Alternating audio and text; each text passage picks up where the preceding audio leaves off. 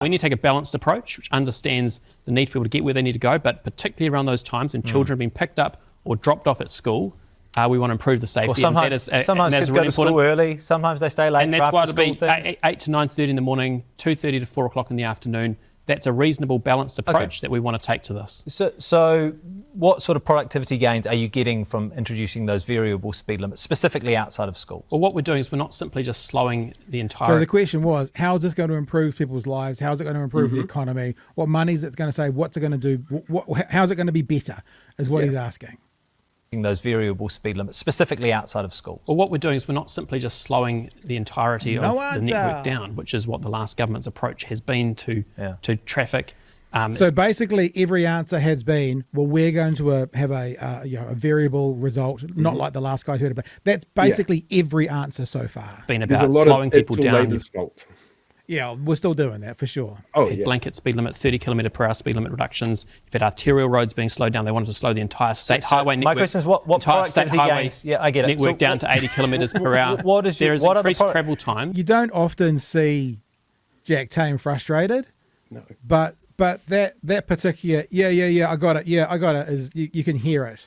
Per hour speed limit reductions. You've had arterial roads being slowed down. They wanted to slow the entire state highway network. My question is, what productivity gains? Yeah, I get it. Network down to 80 kilometres per hour. There is increased travel times from those.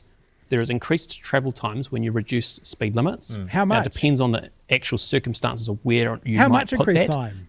That particular blanket approach. But we're saying is we want to keep traffic moving at reasonable speeds, but make sure that during those pick up and drop off times we are keeping. And look, I mean, Jack, the last government. I mean, Chris Hipkins even said that he was going to throw. The last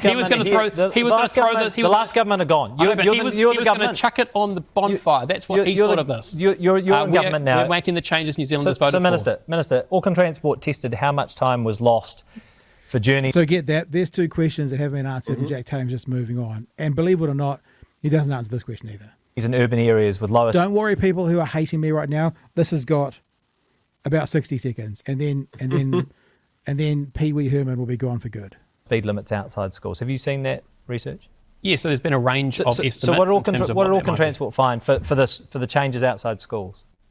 Well, it depends on which particular zone. So over 20 minutes, they studied over 20 minutes for 20-minute average journeys. How much time was saved by having the higher speed limits outside schools? Well, it depends on which school zone you might put it on. So what did Auckland Transport find? Well, it'd be a range. So it could have been 20 seconds, could have been a minute. So they found over a 20-minute. Yeah, they found on average. There's a range on these things. Yeah, so they found on the context of the streets. And they found over a 20-minute average trip, it saved on average 15 seconds. Oh, monetize that 15 seconds though.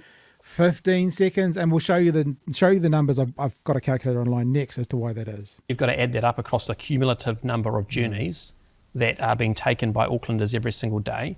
And what we're saying is, if you're going past a school when children are being picked up or dropped off at the start of the day, at the end of the day, there will be a slower journey time past those schools. 15 but seconds. through the rest of the day, we're not going to take a blanket approach to this. And as I said earlier, you go to those parts of Auckland which have had the 30 kilometres per hour blanket approaches put in place, and you don't see many people following that because it's not reasonable. So we need to take a balanced approach and then make sure where you do have those slower speed limits during pick up and drop off times, you then enforce it. The thing about it is, increased speeds is going to lead to increased accidents without question. Yeah. Without question. So what Simeon Brown and this national government are saying is, Auckland Transport's numbers, for 15 seconds travel from point A to point B, we're prepared to cost the lives, to cost the injuries, to cost the harm to other cars of children. Yeah, we're prepared for that. Some of your kids may die, but that's a sacrifice that we're willing to make. Because our voters think about all this woke nonsense bullshit. We want I didn't fucking die in a war to give an extra 15 seconds to that trip. No, and the thing I found really interesting about this as well, we don't have a huge amount of current data because of what happened with COVID and lockdowns in terms of how much travel Aucklanders do. But just before COVID hit, it was estimated by, I think it was the Ministry of Transport and Census data. They worked it out that the average Aucklander spends 6.5 hours on the road each week.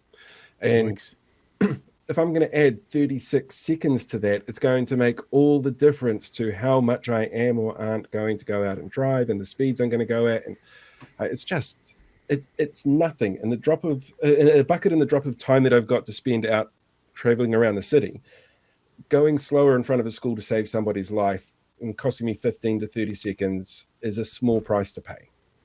And let's be clear, for the party that set their foundation on blaming and pointing out the other side's virtue signalling, this is nothing but a virtue signal to boomer, boring Russell Coates types. Yeah. Yep, exactly. I'm surprised there wasn't a conversation there about the use of Te Reo in the road signs around schools.